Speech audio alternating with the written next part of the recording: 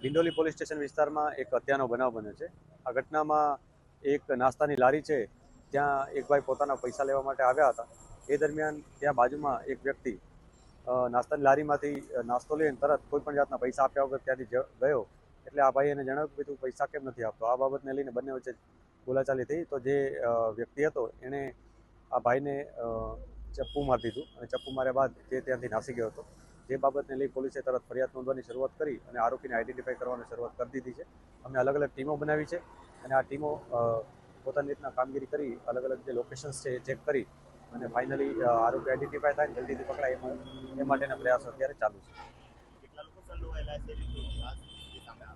આ ઘટનામાં જે આસપાસના લોકો છે, જે લોકોએ નજરે બનાવ જોયો છે, એ લોકો જણાવ્યું કે આ એક જ વ્યક્તિ હતો કે જે પોતે એકલો જ આ નાસ્તાની લારી ઉપર આવ્યો હતો અને એણે જે ભોગ બનનાર છે એની સાથે ઝઘડો કર્યો.